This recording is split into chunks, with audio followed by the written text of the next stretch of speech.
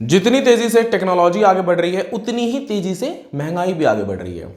एक एप्लीकेशन को बनवाने का खर्चा कितना आएगा 2023 में, ये आज आपको मैं इस वीडियो में बताने वाला हूं। दोस्तों, कॉस्ट को प्रिडिक्ट करना बेवकूफ़ी होगी।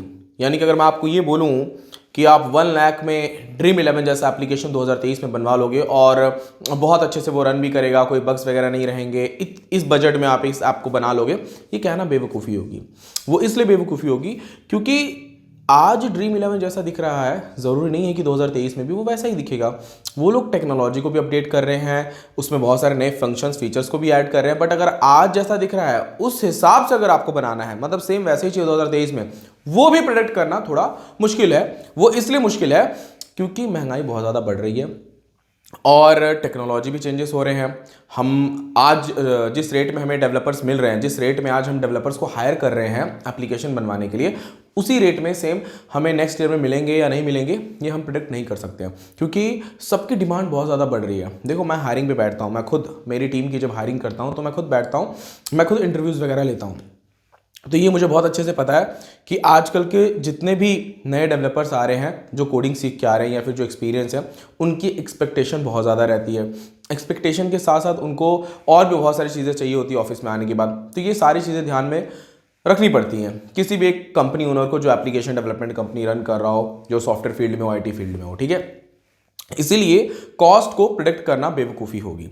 अब अगर मैं आज बोल दूं कि 1 लाख रुपीज़ में एक ऐप बन जाएगा, पर आपको भी पता है सैलरी की एक्सपेक्टेशन ज़्यादा है, उनको और भी बहुत सारी चीज़ें चाहिए ऑफिस में, जैसे कि बहुत टीम मेंबर को जिम भी चाहिए रहता है, ऑफिस का एनवायरनमेंट अच्छा होना चाहिए, एक्सपीरियंस जूनियर, बहुत सारी चीज़ें होती हैं, ऑफिस एक्टिविटीज़ वगैरह, बहुत सारी चीज़ें ऐड होती है उसमें। अब ये सारा पैसा एक कंपनी ओनर कहाँ से निकालेगा?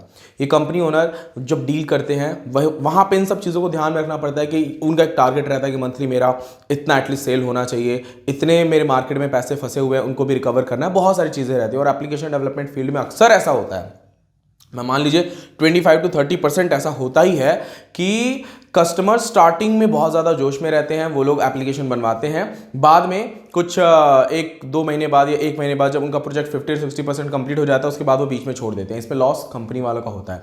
ठीक है, लॉस उनका भी हो रहा है, पैसा उनका जा रहा है, बट ज़्यादा लॉस कंपनी वालों का हो जाता है क्योंकि उन्होंने डेवलपर को सैलरी दे दी, सब कुछ दे दिया, उनका प्रॉफिट कुछ भी नहीं बचा। ठीक है, इसलिए कॉस्ट को हम प्रिडिक्ट नहीं कर सकते। लेकिन मैं आपको ये बता सकता हूँ, एक एवरेज पर, मतलब क्या हो ना, अभी आप सबको पता होगा कि इंडिया में बहुत सस्ते हैं डेवलपर्स।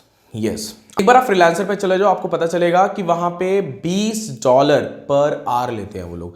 $20 पर आवर कम नहीं होता है। यानी कि अगर वो 10 घंटे काम कर रहे हैं तो $200 कमा रहे हैं, यानी कि 15,000 के आसपास, 13,000 भी मान लेता हूँ, 12,000 चलो मान लेता हूँ। डॉलर का रेट बहुत अप डाउन होता है, बट उस हिसाब से देखा जाए तो 14,000 तो कम से कम आज के रेट के हिसाब से मैं पकड़ रहा हूँ। अब आगे रेट क्या होगा मुझे नहीं पता। अगर मैं $20 पकड़ रहा हूँ, ठीक है, $20 पर आवर के हिसाब से अगर एक फ्रीलांसर जो भी वर्क वहाँ पे कर रहे हैं, वो लोग 10 घंटे अगर काम करते हैं तो 10 घंटे में उनका रेट हो गया 14,000 रुपये। आज के रेट के हिसाब से 14-15,000 रुपये के आसपास हो गया। इतना बाहर के जितने भी डेवलपर्स हैं ये लोग चार्ज कर रहे हैं। इंडिया इन सब चीज़ों में मतलब मान लीजिए सस्ता आपको मिल जाएगा यहाँ पे डेवलपर का रेट बहुत ही कम रहता है। यहाँ पे डेवलपर सबका रेट रहता है 3,000-4,000 पर डे का। ठीक है, तो यानी कि वो पर आवर का अगर आप 3,000 पकड़ते हो तो पर आवर उन लोगों का 300-400 रुपये हो, जो कि बहुत कम है। बाहर के तो बहुत ज़्यादा चार्ज करते हैं कोडिंग करने का। तो इंडिया में डेवलपमेंट सस्ती है, तो यहाँ के रेट के हिसाब से बता रहा हूँ, बाहर जाओगे डेवलप कराने पूरा पैसा चला जाएगा, कुछ भी नहीं कर पाओगे। ठीक है, तो यहाँ के रेट के हिसाब से आपको बता रहा हूँ, और ये रेट भी मैं टेम्पलेट बेस बता रहा हूँ, बेसिक एप्लीकेशंस के बता रहा हूँ, क्योंकि आपकी रिक्वायरमेंट मैं नहीं जानता हूं कि आपकी रिक्वायरमेंट क्या है। इसलिए जो मैं आपको कॉस्ट बता रहा हूं, इससे आप अपना बजट मत बनाओ। ठीक है, अगर आपको बजट बनाना है, आपके एप्लीकेशन का बजट अगर आपको बनाना है, तो आपको ये सोचना पड़ेगा कि आपकी रिक्वायरमेंट क्या है, उस रिक्वायरमेंट को कितने दिन में फिल किया जा सकता है। आप डेवलपमेंट कंपनी से बात करके आइडिया लगा लो कि इस एप्लीकेशन या इस वेबसाइट को बनने में कितना समय लगेगा। अब उस समय को आर से कैलकुलेट करो, फिर आपको समझ में आ जाएगा कि यार इतना कम से कम इतना खर्चा लगेगा, उससे थोड़ा 10-15 हज़ार एक्स्ट्रा अपने पास रखो। ठीक है, तो इस तरीके से आप कैलकुलेट कर लो। बट टेम्पलेट बेस वगैरह या फिर जो मार्केट में इस टाइम एप्लीकेशंस रन कर रहे हैं, मतलब मान लीजिए ड्रीम 11 का अगर टेम्पलेट वगैरह है और वो इन्वेटो वगैरह पे बिक भी रहा है, ठीक है, तो वैसे टेम्पलेट को रिस्किन वगैरह करने में 30-40 हज़ार 50 हज़ार में बन जाएगा। टेम्पलेट बेस एप्लीकेशन जो रेडी है।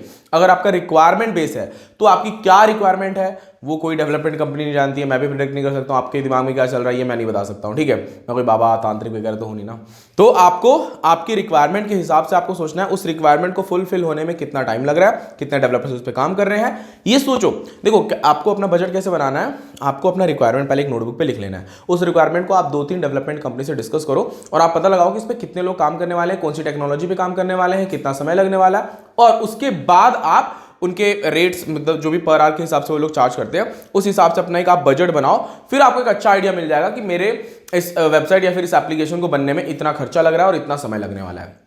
इस हिसाब से आप कैलकुलेट कर सकते हो। हालांकि इसके ऊपर मैं एक और वीडियो बनाऊंगा फुल डिटेल में कि टेम्पलेट बेस्ड एप्लीकेशन कौन कौन से अवेलेबल है मार्केट में और कौन कौन से नहीं है, या फिर कौन कौन से अपकमिंग जो डिमांड है मार्केट में वो क्या क्या है। इसके ऊपर बहुत डिटेल में मैं वीडियो बनाऊंगा और उन सब के क्या खर्चे आएंगे, कितना समय लगेगा, उनका मोनेटाइजेशन मॉडल क्या है, ये सारी चीज़ें मैं आपको बताऊंगा, ठीक है। पर ये वीडियो को प्लीज़ आप जरूर लाइक करना। अगर आप मेरे चैनल पर नए हैं तो चैनल को सब्सक्राइब कर लीजिए। अगर आपको वीडियो पसंद आया तो शेयर कीजिए। थैंक यू दोस्तों, मिलते हैं नेक्स्ट वीडियो में।